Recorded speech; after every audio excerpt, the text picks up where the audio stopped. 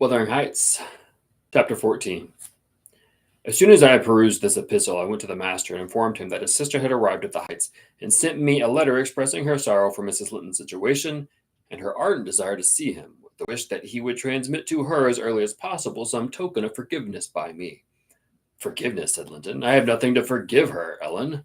You may call at Wuthering Heights this afternoon if you like, and say that I'm not angry, but I'm sorry to have lost her, especially as I can never think she'll be happy. It is out of the question my going to see her, however. We are eternally divided. And should she really wish to oblige me, let her persuade the villain she has married to leave the country. And you won't write her a little note, sir? I asked imploringly. No, he answered. It is needless. My communication with Heathcliff's family shall be as sparing as his with mine. It shall not exist. Mr. Egger's coldness depressed me exceedingly, and all the way from the Grange I puzzled my brains how to put more heart into what he said when I repeated it, and how to soften his refusal of even a few lines to console Isabella. I dare say she had been on the watch for me since morning. I saw her looking through the lattice as I came up the garden causeway, and I nodded to her, but she drew back as if afraid of being observed. I entered without knocking. There never was such a dreary, dismal scene as the formerly cheerful house presented. I must confess that if I had been in the young lady's place, I would have at least swept the hearth and wiped the tables with a duster. But she already partook of the pervading spirit of neglect which encompassed her. Her pretty face was wan and listless, and her hair uncurled, some locks hanging lankly down, and some carelessly twisted around her head. Probably she had not touched her dress since yester evening. Henley was not there. Mr. Heathcliff sat at a table, turning over some papers in his pocketbook, but he rose when I approached, asked me how I did, and quite friendly, and offered me a chair. He was the only thing there that seemed decent, and I thought he never looked better. So much had circumstances altered their positions that he would certainly have struck a stranger as a born and bred gentleman, and his wife as a thorough little slattern. She came forward eagerly to greet me, and held out one hand to take the expected letter. I shook my head. She would understand the hint, but followed me to a sideboard where I went to lay my bonnet, and importuned me in a whisper to give her directly what I had brought. Heathcliff guessed the meaning of her maneuvers, and said, "If you've got anything for Isabella, as no doubt you have, Nelly, give it to her. You needn't make a secret of it. We have no secrets between us." "Oh, I have nothing," I replied, thinking it best to speak the truth at once. "My master bid me tell his sister that she must not expect either a letter or a visit from him at present. He sends his love, ma'am, and his wishes for your happiness, and his pardon for the grief you have occasioned, but he thinks that after this time, his household and the household here should stop intercommunication, as nothing good could come of keeping it up." Mrs. Heathcliff's lip quivered slightly, and she returned to her seat in the window. Her husband took his stand on the hearthstone near me, and began to put questions concerning Catherine. I told him as much as I thought proper of her illness, and he extorted from me by cross-examination most of the facts connected with its origin. I blamed her, as she deserved, for bringing it all on herself, and ended by hoping that he would follow Mr. Linton's example and avoid future interference with his family for good or evil. "Mrs. Linton is now just recovering," I said. "She'll never be like she was, but her life is spared. And if you really have a regard for her, you'll shun crossing her way again. Nay, you'll move out of this country entirely, and that you may not regret it, I'll inform you Catherine Linton is as different now from your old friend Catherine Earnshaw as that young lady is different from me. Her appearance has changed greatly, her character much more so, and the person who is compelled of necessity to be her companion will only sustain his affection hereafter by the remembrance of what she once was, by common humanity and a sense of duty." "That is quite possible," remarked Heathcliff, forcing himself to seem calm. "Quite possible that your master should have nothing but common humanity and a sense of duty to fall back upon. But do you imagine that I shall leave Catherine to his duty and humanity? And can you compare my feelings respecting Catherine to his? Before you leave this house, I must exact a promise from you that you'll get me an interview with her. Consent or refuse, I will see her. What do you say?" "I say, Mr. Heathcliff," I replied, "you must not. You never shall, through any means. Another encounter between you and the master would kill her altogether." "With your aid, that may be avoided," he continued. "You should there be, and should there be danger of such an event, should he, by the cause of adding a single trouble more to her existence, why, I think I shall be justified in going to extremes. I wish you had sincerity enough to tell me whether Catherine would suffer greatly from his loss. The fear that she would restrains me, and there you see the distinction between your feelings. Had he, excuse me, the distinction between our feelings, had he been in my place and I in his, though I hated him with a hatred that turned my life to gall, I would never have raised a hand against him. You may look incredulous if you please. I never would have banished him from her society as long as she desired his. The moment her regard ceased, I would have torn his heart out and drank his blood. But till then, if you don't believe me, you don't know me. Till then, I would have died by inches before I touched a single hair on his head. And yet, I interrupted, you have no scruples in completely ruining all hopes of her perfect restoration by thrusting yourself into her remembrance now, when she has nearly forgotten you, and involving her in a new tumult of discord and distress? You suppose that she has already forgotten me, he said. Oh, Nellie, you know she has not. You know as well as I do that for every thought she spends on Linton, she spends 1,000 on me. At a most miserable period of my life, I had a notion of the kind. It haunted me on my return to the neighborhood last summer. Only her own assurance could make me emit the horrible idea again. And then Linton would be nothing, nor Henley, nor all the dreams that I ever dreamt. 2 words would comprehend my future: death and hell. Existence after losing her would be hell. Yet I was a fool to fancy that for a moment that she valued Edgarland's attachment more than mine.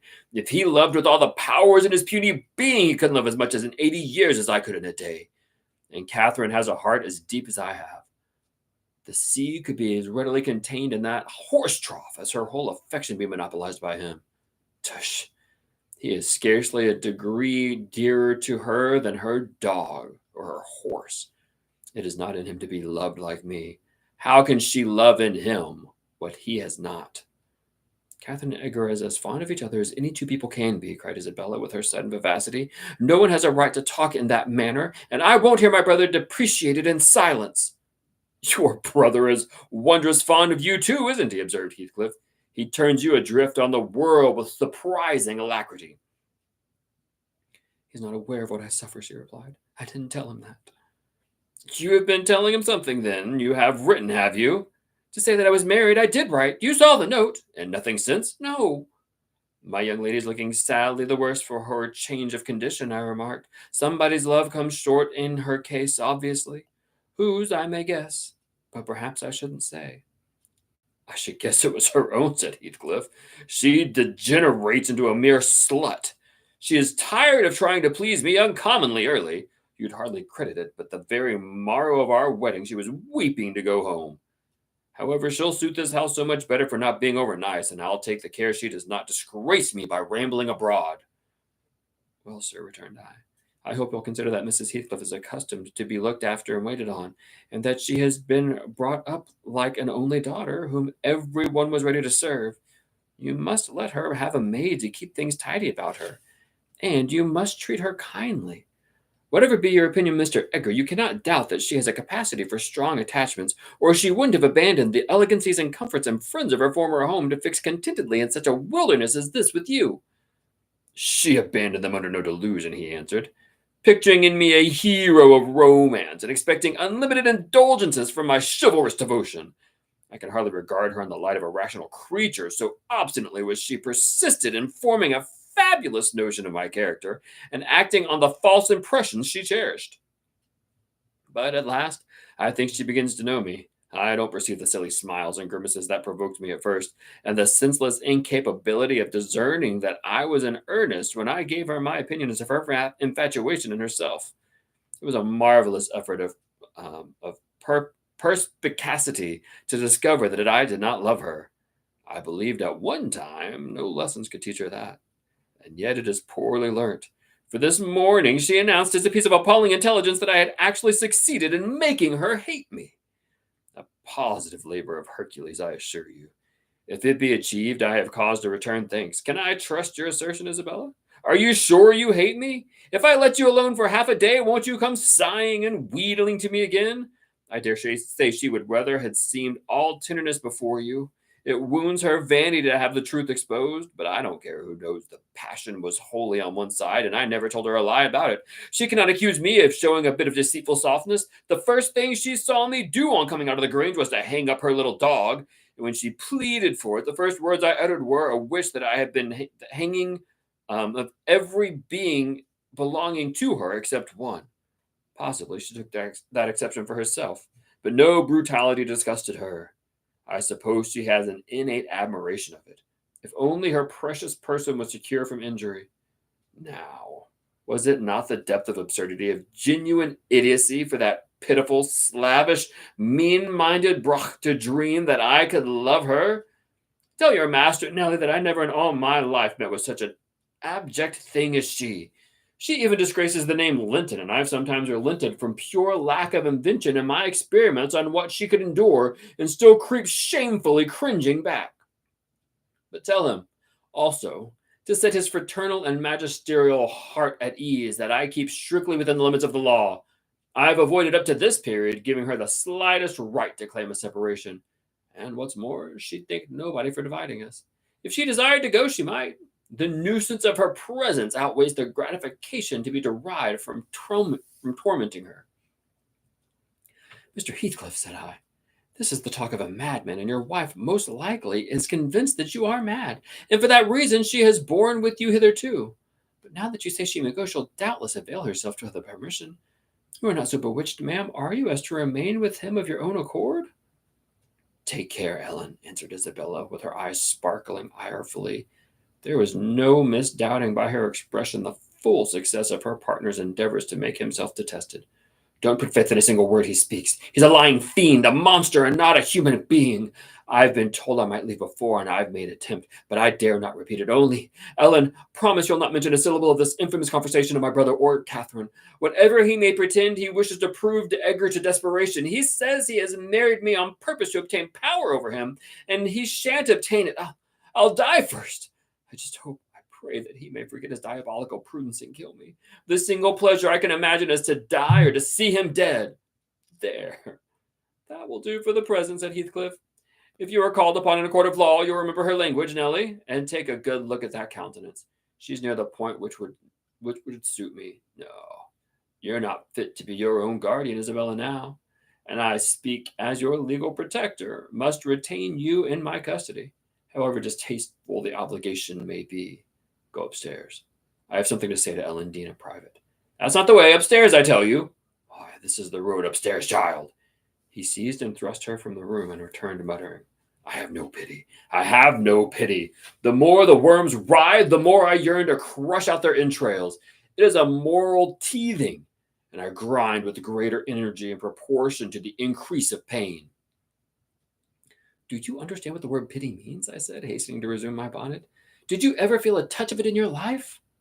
Put that down, he interrupted, perceiving my intention to depart. You are not going yet. Come here now, Nellie. I must either persuade or compel you to aid me in fulfilling my determination to see Catherine, and that without delay. I swear that I meditate no harm. I don't desire to cause any disturbance or to exasperate or insult Mr. Linton. I only wish to hear from herself how she is and why she has been taken ill, and ask if anything that I could do would be of use to her. Last night I was in the Grange Gardens 6 hours, and I'll return there tonight, and every night I'll haunt the place, and every day till I find an opportunity of entering. If Edgar Linton meets me, I shall not hesitate to knock him down and give him enough to ensure his quiescence while I stay.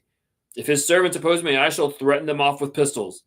But wouldn't it be better to prevent my coming in contact with them or their master? You could do it so easily. I'd warn you when I came, and then you might let me in unobserved as soon as she was alone, and watch till I departed, your conscience quite calm. You would be hindering mischief. I protested against playing that treacherous part in my employer's house. Besides, I urged the cruelty and selfishness of his destroying Mrs. Linton's tranquillity for his satisfaction. The commonest occurrence startles her painfully, I said. She's all nerves, and she couldn't bear the surprise, I'm positive. Don't persist, sir, or else I shall be obliged to inform my master of your designs, and he'll take measures to secure his house and its inmates from any such unwarrantable intrusions. In that case, I'll take measures to secure you, woman, exclaiming Heathcliff. You shall not leave Wuthering Heights till tomorrow morning. It is a foolish story to assert that Catherine could not bear to see me. And as to surprising her, I don't desire it. You must prepare her. Ask her if I may come. You say she never mentions my name, and that I am never mentioned to her. To whom should she mention me if I am a forbidden topic in the house? She thinks you are all spies for her husband. Oh, I have no doubt she's in hell among you. I guess by her silence as much as anything that what she feels. You say she is often restless and anxious looking? Is that a proof of tranquility? You talk of her mind being unsettled? How the devil could it be otherwise in her frightful isolation? And that insipid, paltry creature attending her from duty and humanity, from pity and charity. He might as well plant an oak in a flower pot and expect it to thrive as imagine he can restore her to vigor in the soil of his shallow cares. Let us settle it at once. Will you stay here, and am I to fight my way to Catherine over Linton and his footman, or will you be my friend as you have been hitherto and do what I request? Decide, because there is no reason for my lingering another minute if you persist in your stubborn ill nature. Well, Mr. Lockwood, I argued and complained and flatly refused him 50 times. But in the long run, he forced me to an agreement. I engaged to carry a letter from him to my mistress, and should she consent, I promised to let him have an intelligence of Linton's next absence from home when he might come, and get in as he was able. I wouldn't be there, and my fellow servants should be equally out of the way. Was it right or wrong? I fear it was wrong, though expedient. I thought it prevented another explosion by my compliance, and I thought, too, it might create a favorable crisis in Catherine's mental illness. And then I remembered Mr. Edgar's stern rebuke of my carrying tales, and I tried to smooth away all disquietude on the subject by affirming with frequent iteration that the betrayal of trust, if it merited so harsh an appellation, should be the last.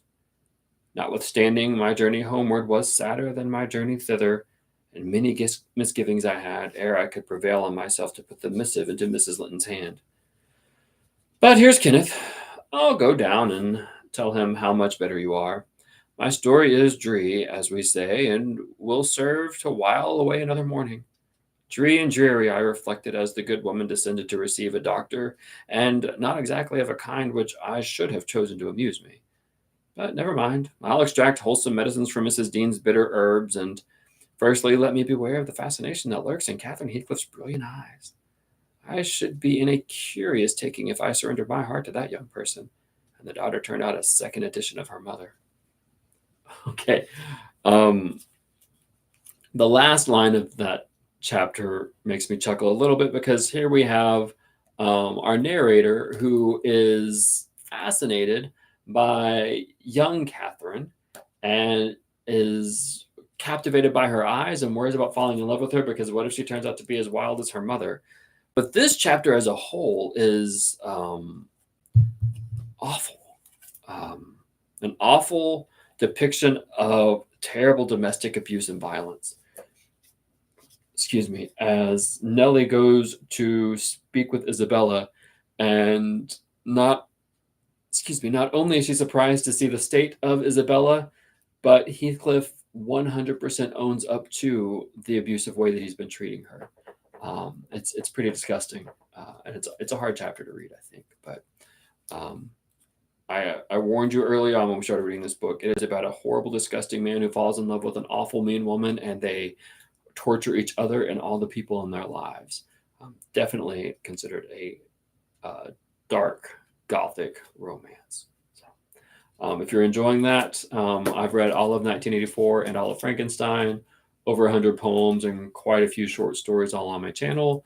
I would love you to like and subscribe, and we'll get through Wuthering Heights here eventually. It's taking me a little bit longer to get through this one. It's a bit of a slog sometimes. It's a hard book to read.